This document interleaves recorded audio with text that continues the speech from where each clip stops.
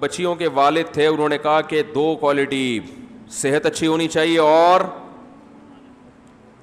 امانت. اللہ کا خوف ہوگا تو بیوی کا حق بھی ادا کرے گا, اللہ کا خوف ہوگا تو یہی 2 چیزیں تو چاہیے. بچیاں کہہ رہی ہیں اس کو اجرت پہ ملازم رکھ لیں. باپ نے فوراً کہا انی ارید ان انکحک احدی ابنتی ہاتین, ان 2 میں سے ایک کا نکاح میں آپ سے کرنا چاہتا ہوں. بولو بھائی, شرط یہ کہ 10 سال بکریاں چراؤ. صحیح ہے نا, اس زمانے میں یہ مہر رکھنا جائز تھا, آج جائز نہیں ہے. شرط کیا ہے کہ 10 سال بکریاں چرائیں, تاکہ میری بھی ضرورت پوری ہو جائے, ٹھیک ہے نا, ہمارے گھر کی بھی ضرورت پوری ہو جائے اور آپ کو بھی بیوی مل جائے گی. موسیٰ علیہ السلام نے یہ نہیں کہا. ہم کہتے اچھا میں ذرا استخارہ نکلواتا ہوں جا کے, ابھی ہم کیا کرتے, استخارہ نکال رہا ہوں میں. پھر استخارے 3 دن تک استخارے نکال کے, پھر کوئی نیلا آتا, کوئی پیلا آتا, کوئی گلابی آتا, وہ پریشان ہوتے, فون کرتے یار یہ پتہ نہیں, کنفیوز ہوں استخارے کے بارے میں. یا موسیٰ علیہ السلام نے یہ بھی نہیں کہا ایکچولی ابھی تو میری جاب لگی ہے,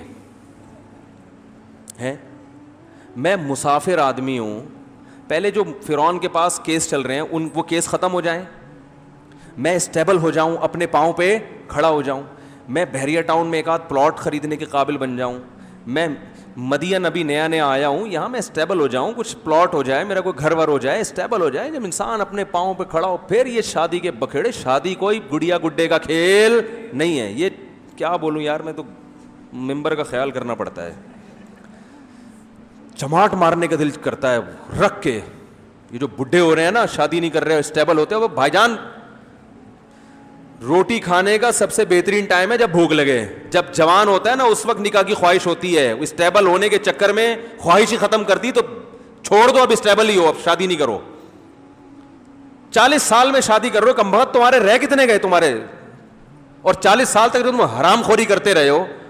جو کیا بولوں میں یار, ابھی اس حرام کے جو تمہیں چسکے لگے ہیں نا, اب وہ شادی کے بعد چھوٹنے والے نہیں ہیں. ہاں اب نہیں چھوٹیں گے وہ, اب وہ حرام میں زیادہ مزہ آئے گا. بیوی تو ایک فارمیلٹی کے لیے تم نے رکھی ہوئی ہے, چلو یار بیوی ہے ٹھیک ہے, ایک عدد اچھے لوگوں کی نشانی ہے, وائف بھی ہوتی ہے ان کی, ایک آدھ بچہ بھی ہوتا ہے. باقی جو حرام کاریاں ہو چکی ہیں اس کی وجہ سے صحت کا جو بیڑا غرق ہو گیا, اور جو چسکے حرام میں آ گئے, اب وہ جس کو سٹوں کا عادی ہو, وہ دودھ میں تھوڑی مزہ آتا ہے اس کو.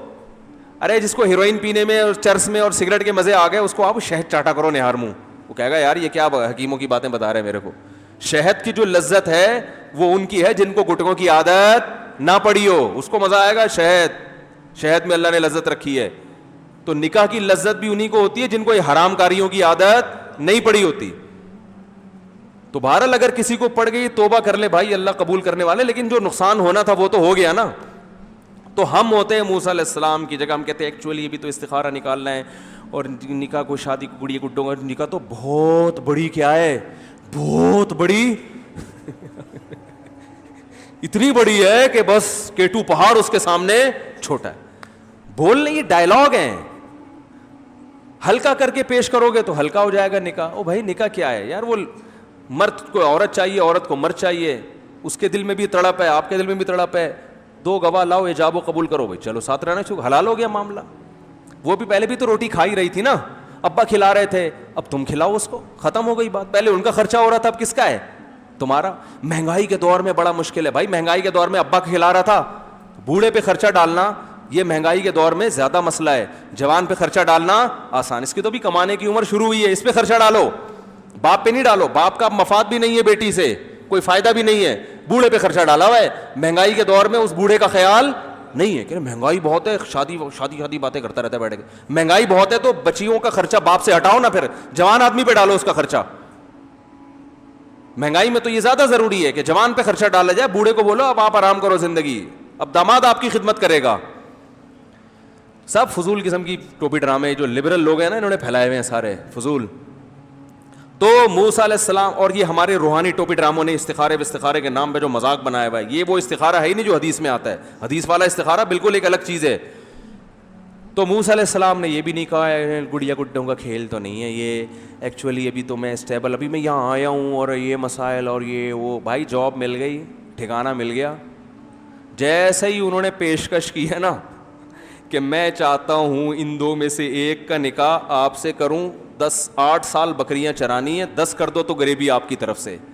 موسیٰ علیہ السلام نے فوراً ہاتھ بڑھایا، ذالک بینی و بینک، میرا اور آپ کا وعدہ پکا، خط ڈن ہے. کیونکہ لڑکیوں کی تحقیق بھی پہلے ہو چکی تھی نا کہ بھائی شرم والی حیا والی لڑکیاں ہیں، خاندانی ہیں. بھائی بیوی کا یہ پتہ چل جائے بھائی لڑکی کیا ہے، اچھے خاندان سے بلانگ کرتی. وہ اندازہ ہو گیا تھا کہ بھائی چلتی بھی حیا سے آئی، دور کھڑی بھی ہیں، ابا کی خدمت بھی کر رہی ہیں. بڑھاپے میں ابا کو اولڈ ہوم میں جمع نہیں کرایا کہ ابا آپ خام خام کی ٹینشن، ہمیں آپ کی وجہ سے پانی بھر کے لانا پڑتا ہے، چلو آپ عیدی سینٹر میں. کچھ بھی نہیں کیا، گھر میں ابا کو بھی پال رہی ہے، ذمہ دار گھر داری والی ہیں. یہی تو چاہیے بھائی. اور جہاں دیکھنا وہ ممکن ایک نظر دیکھ لیا ان لڑکیوں کی طرف تو فوراً کہا ذالک بینی و بینک، یہ میرا اور آپ کا ایگریمنٹ ہے. تو پیغمبر نکاح پہ بڑے حریص ہوتے ہیں، فوراً نکاح کرتے ہیں جہاں موقع ملتا ہے. اسی وجہ سے جو معذرت کے ساتھ سلیمان علیہ السلام نے، میں یہ تو نہیں بتاؤں گا کتنی شادیاں کی، بہت زیادہ کی تھی. بھی چھوڑو اس کو، خواتین بھی بیان سن رہی ہیں پھر بولیں گے آگے اپنے ٹاپک پر. تو صحیح ہے نا. تو کیا بات کہاں سے شروع ہوئی تھی یار. اب دیکھو کیسا موسیٰ علیہ السلام کے جو سسر تھے کیسا خاندانی فیصلہ کیا کہ نہیں کیا. فلما قضا موسیٰ الاجل وسار باہلہ، موسیٰ علیہ السلام نے جب 10 سال بکریاں چرائیں، انہوں نے دیکھا اب چلو بیوی کو لے کے کہاں چلتا ہوں میں، واپس مصر جاتا ہوں. بھائی ہمارا اخپل وطن تو کیا ہے بھائی، اخپل وطن تو مصر ہے نا. مصر کی یاد آ رہی تھی، رشتہ دار تو وہاں ہے. ہو سکتا ہے اس وقت ان کی والدہ بھی زندہ ہو موسیٰ علیہ السلام کی، تو بہو والدہ کے پاس لے کے جاؤں گا، وہی ماں جنہوں نے صندوق میں ڈالا. تو اخپل وطن تو یاد آتا ہے نا. اب 10 سال ہو گئے، بھول بھلیاں ہو گیا ہوگا، کہیں چھپ چھپا کے زندگی گزار لیں گے، کیس پرانا ہو گیا.